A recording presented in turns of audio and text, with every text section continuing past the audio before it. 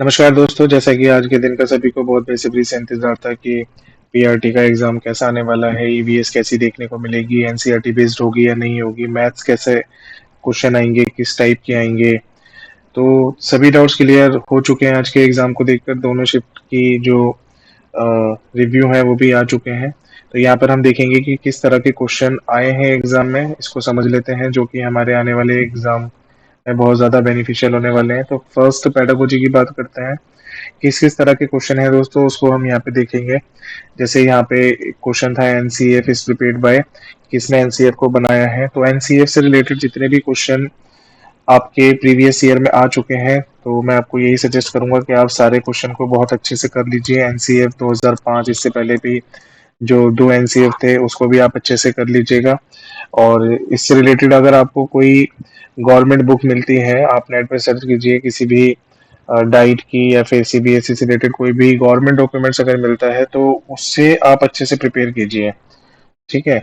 इसमें आरटी से रिलेटेड तीन चार क्वेश्चन थे, पहली शिफ्ट में भी थे, इस वाली शिफ्ट में भी थे। यहाँ पर जैसे आरटी कब हमारी फोर्स में आई है, इसका आर्टिकल कौन सा था, और टीचिंग आवर्स कितने होते हैं। देखिए, टीचिंग आवर्स वाला क्वेश्चन तो हमारा एलडीसी के एग्जाम में भी देखने को मिला है। और यही नहीं, इसके अलावा भी दो चार क्वेश्चन जो थे वो एलडीसी से डायरेक्ट हमारे इस एग्जाम में देखने को मिले हैं। टीचर स्टूडेंट रेशियो क्या होता है, ये सभी आरटी में अच्छे से समझाया गया है, बताया गया है। तो आप आरटी को भी अच्छी तरह रीड करिएगा। तो दोस्तों, मैं आपको यही सजेस्ट करूंगा, किसी प्राइवेट बुक के अलावा अगर आप कोई गवर्नमेंट बुक को लेते हैं, वहां से पढ़ते हैं, तो उस चीज का आपको ज्यादा फायदा मिलेगा।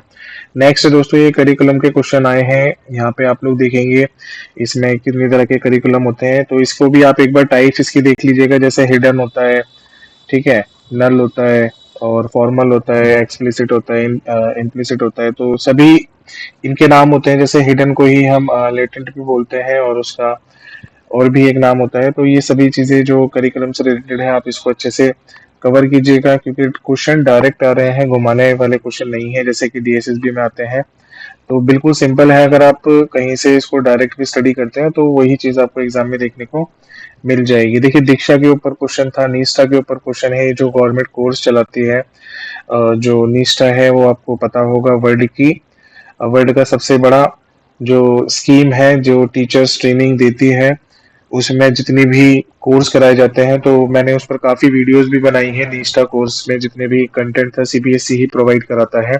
और चूंकि हमारा ये एग्जाम भी सीबीएसई ले रहा है, तो मैंने आपको पहले भी बताया था कि कंटेंट तो सेम ही रहेगा, चाहे वो टीचर्स की ट्रेनिंग में कंटेंट हमें प्रोवाइड करे या फिर वो एग्जाम बनाए, तो कंटेंट कहीं ना कहीं बिल्कुल सेम है। और इसका सीधा सीधा उदाहरण जो अब एग्जाम में क्वेश्चन देखने को मिल रहे हैं, ये भी है। मैंने आपको बताया था कि मैंने इस पर निष्ठा पे कुछ वीडियो बनाई थी कॉम्पिटेंसी बेस्ड एग्जाम की, ईसीसी पर। तो ईसीसी पर जो मेरा फर्स्ट क्वेश्चन था वो इसकी फुल फॉर्म पे था, और भी उसमें आगे क्वेश्चन थे, बाल वाटिका के मैंने बताए थे, आंगनवाड़ी के दूसरे नाम बताए थे। तो वो डायरेक्ट क्वेश्चन आपके एग्जाम में देखे गए हैं। बाल वाटिका का क्वेश्चन आज भी आया है।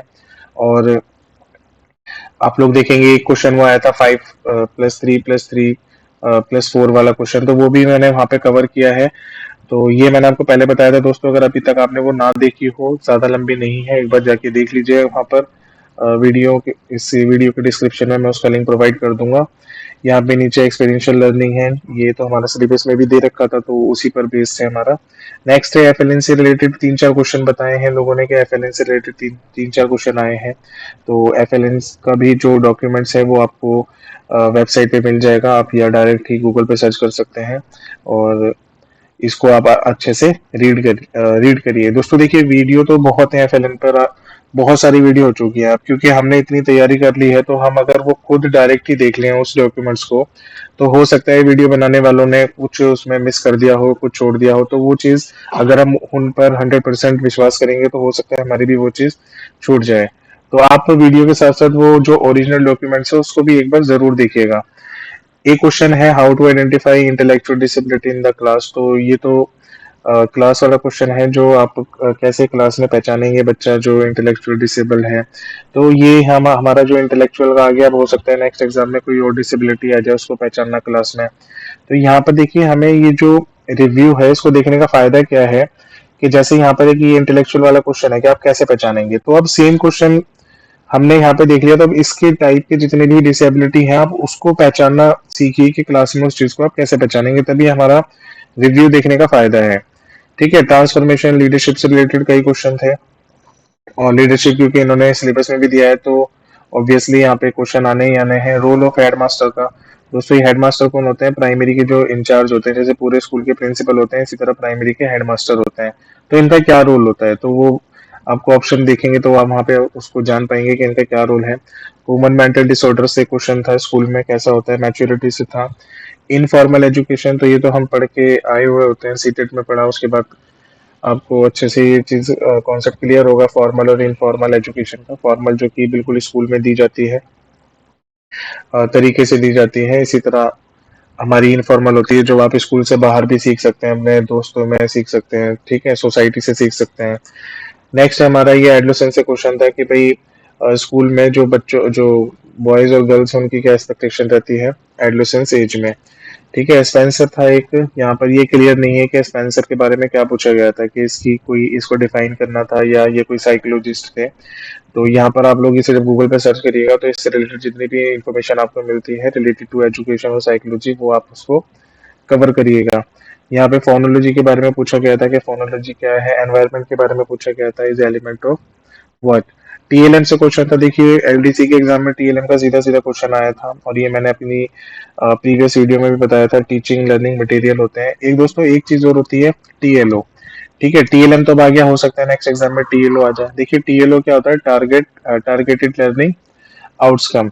अब ये टारगेटेड लर्निंग आउटकम क्या होते हैं कि हमें बच्चे को, जैसे मान लीजिए कोई टॉपिक पढ़ाना है, तो हमारे पढ़ाने के बाद बच्चा क्या सीख जाएगा। ठीक है, जैसे हमें मान लीजिए हमें एडिशन पढ़ाना है, ठीक है, हमें क्लास में एडिशन पढ़ाना है कि हमें आज बच्चों को ये एडिशन सिखाना है कि कैसे बच्चा ऐड करेगा 2 डिजिट के नंबर को। ठीक है, तो हम हमारा जो आज का टीएलओ क्या हो गया कि जो बच्चे हैं students are able to understand the concept of addition. ठीक है, तो ये चीज होती है टीएलओ। अब टीएलओ को अचीव करने के लिए जो टीचर चीजें यूज करता है, जो लर्निंग मटेरियल यूज करता है, उसे बोलते हैं टीएलएम। तो आई होप आपको इन दोनों का डिफरेंस समझ आ गया होगा। एनसीएफ के बारे में मैंने आपको ऊपर बताया है, एनसीएफ के क्वेश्चन थे। एनईपी से बहुत क्वेश्चन है, जो ये एनईपी 2020 है, और मैं आपको यही सजेस्ट करूंगा अगर आपकी 2020 वाली कंप्लीट हो गई हो तो आप जो पुरानी एनसीपी है 1986 1968 उसे भी अच्छे से कवर करिएगा, और कवर करने के बाद इनमें कंपैरिजन जरूर करना। ठीक है, तभी आपको इसमें बेहतर तरीके से डिफरेंसेस पता चलेंगे। डिसेबिलिटी से बहुत सारे क्वेश्चन थे, जैसे ये सीटेट में भी आते हैं, डिसग्राफिया, डिसकैलकुलिया, डिसलेक्सिया, तो इसको मुझे एक्सप्लेन करने की जरूरत नहीं है। यहाँ पर पीडब्ल्यूडी, आरपीडब्ल्यूडी, ये एक्ट हैं दोस्तों डिसेबिलिटी के। इसके अलावा और भी होते हैं, जैसे मेंटल हेल्थ का एक्ट है आजकल, उसके भी क्वेश्चन बहुत आ रहे हैं एग्जाम में, एलडीसी के एग्जाम में भी देखने को मिला है। पीडब्ल्यूडी और आरपीडब्ल्यूडी के भी लगातार क्वेश्चन आ रहे हैं। तो इनकी इनकी इस्टेब्लिशमेंट कब हुई, और कितने परसेंट बच्चे में डिसेबिलिटी हो तो वो इस कैटेगरी में आएगा, या फिर इन पर्टिकुलर एक्ट में कितनी बीमारियां होती हैं। तो सभी तरह की जो भी बीमारियां होती है, कई बार ऐसा भी होता है कि भाई 4 बीमारियां आपको दे दी और पूछा कि ये कौन से एक्ट में इनमें से नहीं है। तो इस तरह से भी आप इसको कर सकते हैं, डायरेक्ट जाके सबसे पहले आप इसकी थ्योरी पढ़िए, उसके बाद इसके क्वेश्चन लगाइए। ठीक है, पेडागोजी से रिलेटेड जितने भी क्वेश्चन थे दोस्तों वो बिल्कुल आसान आ रहे हैं, डायरेक्ट क्वेश्चन आ रहे हैं, कोई घुमाने कराने वाला क्वेश्चन नहीं है। तो आपने जो पढ़ा है वो आपको डेफिनेटली देखने को मिलेगा। लर्निंग बाय बाय डूइंग का कॉन्सेप्ट था। ठीक है, ये एक्टिविटी होती है जो कि प्राइमरी क्लासेस में यूज की जाती है, बच्चा करके सीखेगा। ठीक है, एक क्वेश्चन था, how can a teacher force a creative thinking, बच्चों में ये क्रिएटिव थिंकिंग कैसे स्टार्ट की जाएगी या डेवलप की जाएगी। ठीक है, एक क्वेश्चन था हमारा फंड से रिलेटेड था कि कितने परसेंट अर्बन या कितने परसेंट रूरल को दिया जाता है। तो ये भी क्वेश्चन क्लियर नहीं है, तो आप एक बार चेक कीजिएगा। जो स्कूल हो सकता है कि भाई जो गवर्नमेंट है वो स्टेट गवर्नमेंट है या डिस्ट्रिक्ट है, वो फंड प्रोवाइड करता हो एजुकेशन से रिलेटेड अर्बन एरियाज को या रूरल एरियाज को, कितने परसेंट है। तो इस तरह का कोई क्वेश्चन था। तो पेडागोजी में इतना ही था। हिंदी में आते हैं, देखिए हिंदी में जो मॉर्निंग में शिफ्ट थी उसमें सबसे नई चीज हमें ये पता चली कि हिंदी के जो क्वेश्चन है वो एनसीईआरटी बुक से ज्यादा आ रहे हैं, और वो किस तरह के आ रहे हैं, जैसे डायरेक्ट ही करेक्टर्स के नाम दे दिए। अब जैसे मान लीजिए सेकंड क्लास में कोई चैप्टर है जिसमें भालू का नाम, सपोज कीजिए भालू का नाम कुछ भी हो सकता है, टिंकू, मोनू, तो वहां पर वो उस चीज को दिखाकर आपसे पूछेंगे ये कौन से चैप्टर से रिलेटेड है। तो इसके लिए मैं आपको यही कहूंगा, देखिए प्ले स्टोर पे फ्री ऐप है एनसीईआरटी की, आप वहां पे जाके डाउनलोड कर सकते हैं अगर आपके पास बुक नहीं है। वहां से आप एक बार उसको रिव्यू कर लीजिए कि कौन से चैप्टर में कौन से करेक्टर हैं, कौन सी चीजें, मुश्किल से आपको 1-2 घंटे लगेंगे, लेकिन हो सकता है उस 1-2 घंटे में आपके 5-6 क्वेश्चन कवर हो जाएं। क्योंकि यहाँ पे सेकंड शिफ्ट में भी सेम बताया गया है कि जो रिमझिम की बुक है हिंदी की एनसीईआरटी की, बहुत क्वेश्चन आए उससे। ठीक है, तो इतनी सारी हम तैयारी कर चुके हैं, तो मैं आपको यही सजेस्ट करूंगा 1-2 घंटे जरूर आप इसको दीजिए एनसीईआरटी की बुक को, हिंदी वाली को। तो और बाकी उसमें देखिए हिंदी में बाकी बेसिक हिंदी थी, जैसे मान लीजिए तत्सम तद्भव पर्यायवाची शब्द, मैंने फर्स्ट वीडियो जो इसकी बनाई थी रिव्यू की उसमें बताया है, जैसे पर्यायवाची पक्षी का पूछा गया था, और विलोम शब्द पूछा गया था, देवेंद्र की संधि पूछी गई थी, समास पूछा गया है। ये सारी चीजें बेसिक हैं, ये सबने पढ़ी होती हैं, तो इसको इतना बताने की जरूरत नहीं है। ईवीएस में देखते हैं, देखिए मोस्टली क्वेश्चन जो है वो सीटेड में जैसे आते हैं ना उस टाइप के आए हैं। तो अगर जिसकी first to fifth NCERT covered है तो वो डेफिनेटली 20 में से 15 नंबर आराम से ला सकता है। 5 क्वेश्चन भी आपके जो ऊपर के पूछे गए हैं 6 to 8 की जो साइंस की बुक है उसमें से पूछे गए हैं। जैसे मॉर्निंग की शिफ्ट में क्वेश्चन था कि कार्बोहाइड्रेट्स में जो स्टार्च होता है वो, उससे रिलेटेड एक क्वेश्चन था, तो वो आपका जो 6th क्लास की एनसीईआरटी की बुक में मिल जाएगा, फूड वाले चैप्टर में फर्स्ट पेज पे आई थिंक उसकी डिटेल दी है। तो वहां से अब आप लोगों ने कवर कर ली होगी। यहाँ पर एनसीईआरटी से कौन कौन से क्वेश्चन थे, स्लोथ का क्वेश्चन था, फर्स्ट शिफ्ट में हाथी का आया था, एलिफेंट का आया था, इस वाले में स्लोथ का आया है। ठीक है, कर्णम मल्लेश्वरी का क्वेश्चन था, ये कौन से स्टेट से बिलोंग करती है। मेल बर्ड का क्वेश्चन था कि जो मेल बर्ड घोंसला बनाता है और उनकी जो मादा है वो वहां पे अंडे देती है। मिल्क टू कर्ड का एक क्वेश्चन था कि भाई ये इसको बनाने में किसका योगदान रहता है, दूध से दही बनाने में। तो देखिए इसको बनाने में बैक्टीरिया का रहता है, सबको पता है जो बैक्टीरिया होता है। और इसका अगर देखिए प्रोसेस आ जाए तो प्रोसेस में इसका जो प्रोसेस होता है वो फर्मेंटेशन का होता है।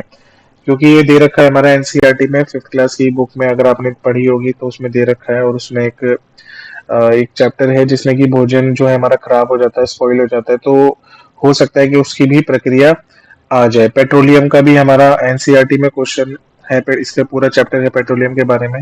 तो क्वेश्चन ये आया था कि भाई आपको नीचे 4 चीजें दे दी, इनमें से कौन सी एक चीज पेट्रोलियम से नहीं बनाई जाती।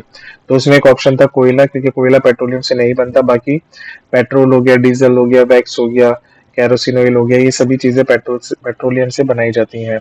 इवापोरेशन का एक क्वेश्चन था दोस्तों, तो यहाँ पर देखिए ये चीज आपको, अगर आपने जब स्टार्टिंग में सिलेबस आया था तो मैंने इस पर सिलेबस पे वीडियो बनाई थी, उसमें मैंने बिल्कुल डिटेल में समझाया था। और उस समय सभी इस चीज में कंफ्यूजन थे कि ईवीएस में कौन सी चीजें आएंगी, तो वहां पर मैंने सिलेबस देखने के बाद ही बताया था कि जो एनसीईआरटी की थीम है उस पर उन्होंने 5 थीम दी थी, सभी इस चीज पर कंफ्यूज थे कि शेल्टर में क्या आएगा, फूड में क्या आएगा।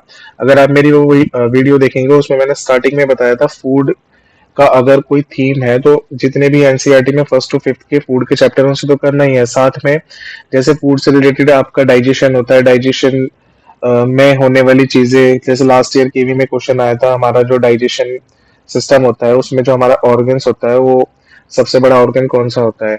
और मैंने आपको बताया था कि जो जितने भी विटामिन है, मिनरल्स हैं का, और ये प्रोटीन है, ये सभी भी हम सभी चीजें हमारी फूड से रिलेटेड हैं। तो देखिए विटामिन के आज 2 क्वेश्चन आए, एक तो ये आया था कि भाई नाइट ब्लाइंडनेस जो है वो बीमारी कौन से विटामिन की कमी के कारण होती है, जो कि मैंने स्टार्टिंग में बताया था सिलेबस वाली वीडियो में कि आपको ये इस तरह के क्वेश्चन देखने को मिलेंगे। तो जिन लोगों ने पहले से ही उस चीज को सुना है वो उसी के अकॉर्डिंग अपनी तैयारी कर रहे थे और आज उन्हें उस चीज का बेनिफिट भी मिला है। एक क्वेश्चन मैप से रिलेटेड था, क्योंकि मैप से रिलेटेड तो क्वेश्चन आते ही आते हैं, सीटेट में भी आते हैं और यहाँ पे भी आपको देखने को मिला है। मैप से तो आप अच्छा है कि मैप को अच्छे से कर लीजिए, जिसमें कौन सा स्टेट कहाँ पर है, कौन सी उसके पड़ोसी राज्य है, किसकी सीमा कितने राज्यों से लगती है। तो ये तो सारा बेसिक है, जनरल नॉलेज में भी आपको काम आएंगे। एक क्वेश्चन वेदर पे था कि जो वेदर चेंज है, चेंजेस होते हैं उसमें उसका क्या रीजन है। डायरिया पे एक क्वेश्चन था, मॉस्किटो पे क्वेश्चन था, मॉस्किटो के बारे में भी दे रखा है, सीटेट में क्वेश्चन कई बार आता है। ठीक है, रोनाल्डो रोस इससे रिलेटेड है। और जो मलेरिया बीमारी है वो मॉस्किटो से ही मादा एनाफ्लीज से मच्छर मच्छर के काटने से कारण हो जाती हैं। तो ये भी चीज इसमें आई है आज के एग्जाम में। पिक्चर प्लांट है, इसका दूसरा नाम नेपेंथिस होता है, और ये ईवीएस में अच्छे से आप लोगों ने पढ़ा होगा कहाँ कहाँ पर ये पाया जाता है, ये भी आ जाता है, और कौन सी चीजें ये अट्रैक्ट करता है। और चकापा एक ट्राइब्स है, इसके बारे में आया है, चंगापा जाति के बारे में आप पढ़िए ऊपर, इसमें एनसीईआरटी में दे रखा है। और कुचिपुड़ी है, इसके बारे में आया है, तो ये डांस है। तो यहाँ पर ईवीएस में इतनी चीजें आई हैं। आप लोग देखेंगे यहाँ पे विटामिन सी का साइंटिफिक नेम पूछा गया है। ठीक है, यानी जो चार ऑप्शन थे, तो आप इसके जो जितने भी विटामिन हैं आप देखेंगे, मुश्किल से 6-7 विटामिन है, आप इनका आराम से साइंटिफिक नेम याद कीजिए, और कौन से विटामिन की कमी से क्या बीमारी होती है इसको एक बार पढ़ लीजिए, तो डेफिनेटली आपका क्वेश्चन सही हो जाएगा। इग्लो हाउस के बारे में आया है, इंडाइजेशन के बारे में आया है कि स्टोमक में जो जो स्टमक होता है उसमें डाइजेशन का कारण क्या होता है। तो ये सभी चीजें ईवीएस में थी। तो अब आप लोगों का इतनी चीजें कवर हो ही गई हैं। अगर आपको कुछ नया देखने को मिले तो उसको जरूर पढ़िएगा। देखिए, जीके और करंट अफेयर्स में मैंने अपनी लास्ट वीडियो में भी जो अवार्ड्स बताए थे उसमें से सभी अवार्ड्स लाइन से आ रहे हैं। मैंने स्टार्टिंग में बताया था कि साहित्य अवार्ड, सरस्वती सम्मान, ज्ञानपीठ अवार्ड, ये सारे अवार्ड्स ऐसे हैं जो कि एग्जाम में पूछे ही जाते हैं, चाहे वो कोई भी एग्जाम हो, एसएससी का एग्जाम हो, डीएसएसबी का हो, केवीएस का हो। ठीक है, सभी ये अवार्ड्स तो आते ही आते हैं। तो अभी तक देखिए साहित्य के अवार्ड आ रहे थे, आपको पीजीटी के एग्जाम में देखने को मिले, टीजीटी को एग्जाम में देखने को मिले। आज के एग्जाम में भी एक साहित्य का आया था कि काला पानी के लिए किसे मिला है, तो तमिल के एक व्यक्ति हैं जिन्हें ये अवार्ड मिला है, साहित्य एकेडमिक अवार्ड।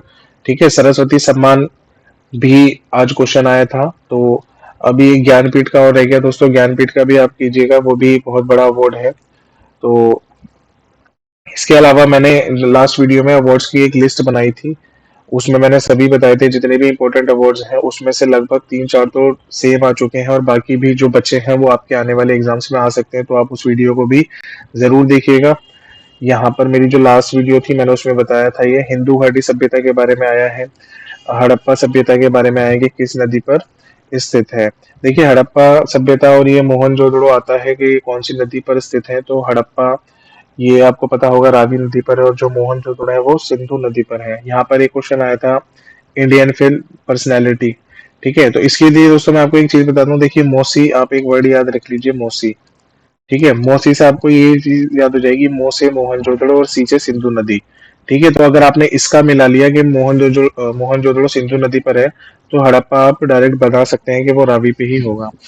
ठीक है, तो ये दोनों आते हैं एग्जाम में पूछने के लिए। आज के एग्जाम में एक अवार्ड और आया था, इंडियन फिल्म पर्सनैलिटी अवार्ड, जो कि चिरंजीवी को मिला है। एक डे आया था, मिल्क डे कब मनाया जाता है, तो अगर आपके पास टाइम है तो एक बार डे को भी देख लीजिए, जितने भी इंपॉर्टेंट डेज हैं, और आने वाले महीनों में और पिछले 6 महीनों में जो भी इंपॉर्टेंट डेज हैं उसको भी एक बार अच्छे से देख लीजिएगा। ठीक है, इसके अलावा एक ये पूछा गया है, नटराजन जो भगवान है वो किन से संबंधित है, स्टेट के बारे में पूछा गया था। तो ये चोल साम्राज्य में इनकी पूजा होती थी, तो आप इसको भी एक बार गूगल करके देखिएगा, इसके बारे में जितना भी आपको जानकारी मिले वो उसको रीड करिएगा। फीफा विश्व कप के बारे में ये तो ऑब्वियसली क्वेश्चन आना ही आना था आपका, क्योंकि ये भी सबसे बड़ा जो स्पोर्ट्स में इवेंट हुआ है वो फीफा वर्ल्ड कप ही हुआ है।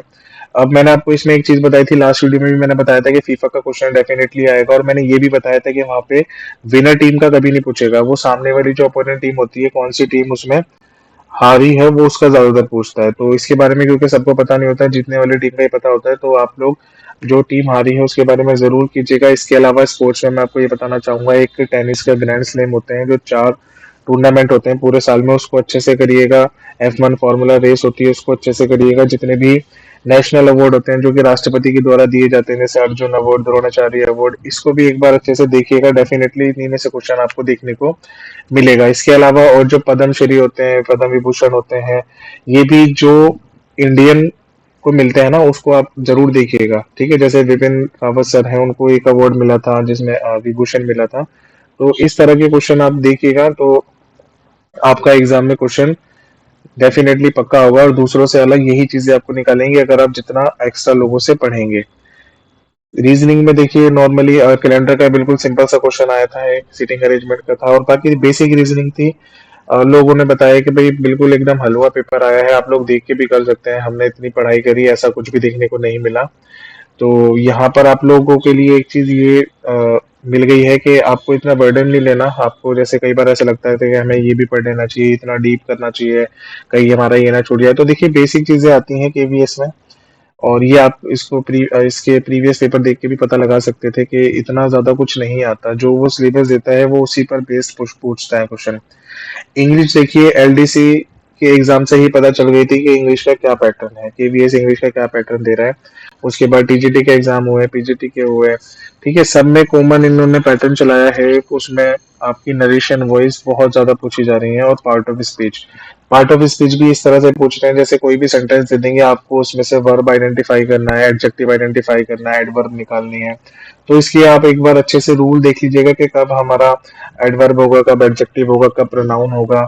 इसके अलावा जो रूल्स होते हैं इधर और, ठीक है, ये जो हमारे अ, दो चार जो वर्ड्स हैं इंग्लिश में जो कि हमेशा जोड़े में आते हैं, पेयर में आते हैं, जैसे इधर और, नीदर नॉर, बट ऑल्सो, और तो इनको भी एक बार अच्छे से देखिएगा। ये भी एग्जाम में काफी पूछे जा रहे हैं, और स्टार्टिंग में अगर इधर आ जाए तो ये प्रोनाउन होगा, ये एडजेक्टिव होगा, क्योंकि एलडीसी के एग्जाम में काफी क्वेश्चन थे इस पे, और बाकी सभी एग्जाम में आ रहे हैं, क्योंकि अभी तक हमने एलडीसी के एग्जाम ही देखे हैं, तो उससे हम अंदाजा लगा सकते हैं। सेंटेंस अरेंजमेंट के क्वेश्चन थे जो कि पी क्यू आर एस की फॉर्म में आते हैं।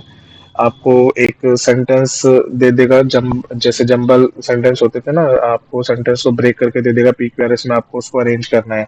तो अगर आपको अच्छे से बेसिक नॉलेज है टेंस की, तो ही आप इस चीज को अच्छे से कर पाएंगे। तो टेंसेस के क्वेश्चन भी आसान आए हैं, लोगों ने बताया है टेंस के क्वेश्चन बिल्कुल आसान थे। आप लोग देख के बता सकते हैं कौन सा कॉन्टिन्यूस है, कौन सा परफेक्ट है, तो इसके बारे में भी आप लोग अच्छे से करिएगा। देखिए सिनोनिम्स एंटोनिम्स ये तो किसी को भी नहीं पता होता कि कौन से आ जाएं। तो जितना भी आज तक हमने चीजें पढ़ी होती हैं अपनी लाइफ में, जो भी हम बचपन से पढ़ के आए होते हैं, तो अगर उसी में हमारा जो प्रीवियस नॉलेज के बेस पे कोई आ जाए सामने, तो वो हमारा लक होता है। अदरवाइज मुझे नहीं लगता कि हमें इस पे इतना टाइम देना चाहिए, क्योंकि कई बार लोग इसको 500 भी याद कर लेते हैं, 1000 भी याद कर लेते हैं, तो भी ये नहीं आता। तो ये तो देखिए लक का ही खेल होता है, इसके बारे में तो हम बात ही क्या करें। आगे देखते हैं मैथ्स में एक सीरीज का क्वेश्चन आया है, ठीक है, 1/6 1/12। देखिए सीरीज का क्वेश्चन, आप अगर आप मैथ्स का एलडीसी का एग्जाम देखेंगे, वहां पे भी सीरीज के क्वेश्चन थे एक दो। उसके बाद जितने भी एग्जाम हुए हैं वहां पे सीरीज के क्वेश्चन आए। तो ये जो नॉर्मल सी सीरीज होती है, आप लोग इसको भी एक बार अच्छे से करिएगा। वहां पर आप लोग एक एपी और जीपी को अच्छी तरह समझिएगा जरूर, ठीक है। एपी हमारी 10th में है, जीपी हमारी 11th में है। बिल्कुल बेसिक होता है। जैसे मान लीजिए भाई स्टार्टिंग के टर्म्स दे रखी है और आपको लास्ट वाली निकालनी है, बीच वाली निकालनी है, तो एक बार इसका कॉन्सेप्ट देख लीजिए बस। बाकी जो सीरीज का क्वेश्चन है वो कई बार आप देख के भी कर सकते हैं, ठीक है। जैसे कई बार देखिए, अगर आप इनको देखेंगे, इनमें से यहाँ पे -1 बचा, इसमें भी -1 बचा, ठीक है। तो कहीं ना कहीं यहाँ पर आप लोग इसको इस तरह से सॉल्व करके एक नई सीरीज बनाएंगे, फिर आप इसको ऑब्जर्व करेंगे, वहां पे आप अपना आंसर कैलकुलेट कर पाएंगे। परसेंटेज का एक क्वेश्चन था, बिल्कुल बेसिक क्वेश्चन था कि 44% अगर गर्ल्स हैं, बॉयज इतने हैं, तो गर्ल्स कितनी होंगी। तो यहाँ पे टोटल दे रखे होंगे क्वेश्चन में। एक प्रॉफिट एंड लॉस का क्वेश्चन था, वो भी बिल्कुल सिंपल था, कोई उसमें घुमा फिरा के नहीं पूछा गया है। एक क्वेश्चन ये था भाई ग्रेटेस्ट या स्मॉलेस्ट, यहाँ पे ये कंफर्म नहीं है, या तो ग्रेटेस्ट होगा या स्मॉलेस्ट होगा। 5 डिजिट का नंबर है, ठीक है। अगर ग्रेटेस्ट हुआ तो वो 9 की फॉर्म में होगा, और अगर स्मॉलेस्ट हुआ तो वो 100 की फॉर्म में होगा। वो डिवाइड करते हैं हम 139 से। तो हो सकता है इसमें रिमाइंडर पूछा हो कि भाई 139 से डिवाइड करने के बाद रिमाइंडर कितना बचे। और या फिर ऐसा भी हो सकता है कि नीचे 4 ऑप्शन आपको दे दें, उसमें से ये पूछा जाए कि भाई इसमें से कौन सा बड़ा नंबर है या छोटा नंबर है जो कि 139 से डिवाइड होता है। तो किसी भी फॉर्म में आ सकता है। तो यहाँ पर देखिए हमने हमें हमें पता क्या चला, यहाँ पे इस क्वेश्चन के आने से हमें ये पता चला कि हमें डिविजिबिलिटी रूल को भी अच्छी तरह करना है, ठीक है।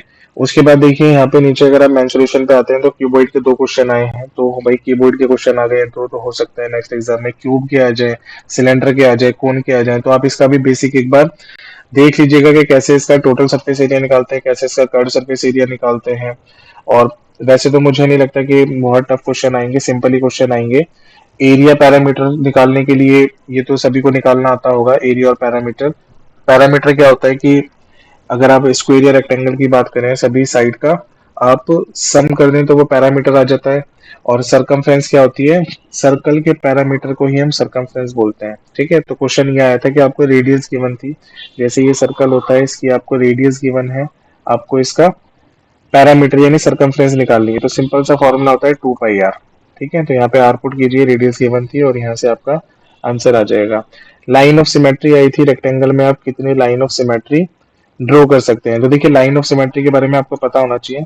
सिमेट्री लाइन वो लाइन होती है जो किसी भी शेप को बिल्कुल आधा आधा कर देती है। तो ये हमारा रेक्टेंगल है, इसमें आप कितनी सिमेट्री लाइन खींच सकते हैं, सिर्फ दो ही खींच सकते हैं। इस तरह से आप या तो इसको ऐसे आधा कर लीजिए या फिर इसको ऐसे आधा कर लीजिए। ठीक है, तो यहाँ पर देखिए लाइन ऑफ सिमेट्री अगर रेक्टेंगल की आ गई तो नेक्स्ट एग्जाम में हो सकता है स्क्वायर की आ जाए, हो सकता है इक्विलेटरल ट्रायंगल की आ जाए, किसी भी शेप की आ सकती है। तो आपको इसका कॉन्सेप्ट भी अच्छी तरह करना है। इसके अलावा देखिए बेसिक मैथ से बिल्कुल बेसिक बेसिक चीजें आई थी जो आप सिंपल कैलकुलेशन से भी सॉल्व कर सकते थे। ऐसा कोई क्वेश्चन देखने को नहीं मिला, क्योंकि अगर कोई क्वेश्चन ऐसा टफ आया होता तो डेफिनेटली वो स्टूडेंट्स को याद होता और वो उसको शेयर करते। ऐसी मैथ्स थी, उन्होंने कहा कि हम तो बिल्कुल उसको सॉल्व करते जा रहे थे, हमें तो क्वेश्चन भी याद नहीं है, मतलब इतनी जल्दी हमारा हो गया था। तो बहुत इजी है मैथ्स भी, बिल्कुल बेसिक चीजें आई हैं कंप्यूटर में। देखिए हाँ, सबसे मेन चीज यही है दोस्तों, अगर आपकी अभी तक देखिए रीजनिंग की, हिंदी की, इंग्लिश की तैयारी हो चुकी है तो आप टाइम दीजिए अब कंप्यूटर पे और जीके पर, क्योंकि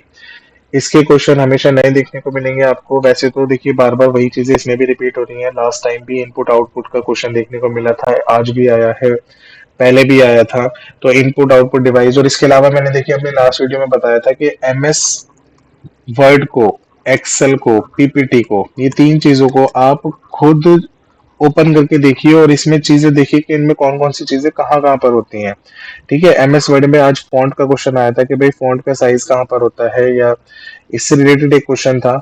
इसी तरह मैंने लास्ट टाइम एक्सेल का बताया था, पीपीटी का भी क्वेश्चन आया था, पीपीटी में ट्रांजिशन का आया था कि पीपीटी में ट्रांजिशन कहाँ पर होता है, कैसे यूज होता है। तो ये चीजें आपके फोन में होंगी, अगर नहीं है तो आप इसका ऐप डाउनलोड कर लीजिए, उसको ओपन करिए, उसमें ऊपर डायरेक्टली आपके ऊपर देखने को मिल जाएंगे सारे ऑप्शन, और उस ऑप्शन को देखिए। ठीक है, कि कौन से ऑप्शन से क्या चीज होती है, कैसे आप उसको जूम करते हैं, कौन से ऑप्शन से ट्रांजिशन होता है, ये सारी चीजें आपको वहां पे देखने को मिल जाएंगी। इसके अलावा मेन मेमोरी पे क्वेश्चन था, रैम होती है, रोम होती है और एक और होती है इसमें। मेमोरी को अच्छी तरह करिए आप। विंडो पे, विंडो 10 पर क्वेश्चन था, तो ये भी आप अच्छे से करिए। ठीक है, इसके अलावा देखिए हार्डवेयर सॉफ्टवेयर रह गए, आप अगर उसको भी अच्छी तरह कर लेंगे, कौन सी चीज हार्डवेयर होती है, कौन सी सॉफ्टवेयर होती है, और जो नई चीजें हैं आप उसको भी अच्छी तरह, जितनी भी कंप्यूटर से रिलेटेड है उसको भी एक बार देख लीजिए। तो इतना टफ नहीं आ रहा एग्जाम। लास्ट में मैं आपसे यही कहूंगा, आप बिल्कुल भी विदाउट टेंशन अपनी तैयारी कीजिए, जितनी चीजें आपकी रह गई हैं उसको कवर कीजिए। ठीक है, कंप्यूटर में हो, जीके में हो। अभी तक कुछ लोगों ने अपनी करंट अफेयर भी स्टार्ट नहीं की थी, जीके भी स्टार्ट नहीं की थी, जिनके एग्जाम लास्ट शिफ्ट में, उनको ऐसा लगा था कि पहले हम फर्स्ट शिफ्ट का एग्जाम देख लेंगे, कौन सी चीजें आ रही हैं, कितनी आ रही हैं, कहाँ तक की आएगी, उसके बाद हम स्टार्ट करेंगे। तो आप उस पर अपना टाइम दीजिए। अब देखिए कि इसरो का पेपर हुआ था अभी, इसरो पीआरटी का एग्जाम था, उसमें किस तरह के क्वेश्चन आए हैं। एक तो 5 ही पूछा गया है वहां पर। ठीक है, ये एनआईयूएस में आपको देखने को मिल जाएगा। एक स्मार्ट की फुल फॉर्म पूछी गई है। लास्ट वीडियो में दोस्तों मैंने आपको स्मार्ट की फुल फॉर्म बताई थी, अगर आपने मेरी वीडियो को देखा होगा तो वहां पे स्मार्ट के बारे में मैंने आपको बताया था। ये क्वेश्चन हमारा एक एग्जाम में और भी आया है। और देखिए जितने भी क्वेश्चन मैंने, मेरे काफी क्वेश्चन मैंने जितनी वीडियो बनाई थी ना, उसमें से काफी क्वेश्चन आए हैं। और उसका रीजन यही है क्योंकि मैंने आपको बताया था कि भाई मैंने जो कंटेंट लिया है वो या तो एनआईओ से लिया है या सीबीएसई जो कंटेंट टीचर ट्रेनिंग में प्रोवाइड करती है हमें, तो उन्हीं में से एग्जाम बनेगा। या तो सीबीएसई उन्हीं कंटेंट में से बनाएगी जो कि टीचर ट्रेनिंग में कराती है, या फिर एनआईओएस से। तो अगर आप देखेंगे ये स्मार्ट का एनआईओएस में डायरेक्ट क्वेश्चन दे रखा है, आप लोग वहां पे जाके पढ़िए। कुछ लोगों को तो अभी पता चला है जो कि एग्जाम देकर आए हैं, उसके बाद उन्होंने इस पर काफी वीडियो भी बनाई है, और ये असेसमेंट का ही एक पार्ट होता है। और ये आप देखेंगे इसकी डिटेल पूरी एनआईओएस में दी हुई है। डीपीईपी का क्वेश्चन ये तो काफी डीएसएस, काफी बार डीएसएसबी में भी आया है, तो यहाँ पर इसमें इस ये मैं बात कर रहा हूँ इसरो के जो एग्जाम था पीआरटी का उसकी।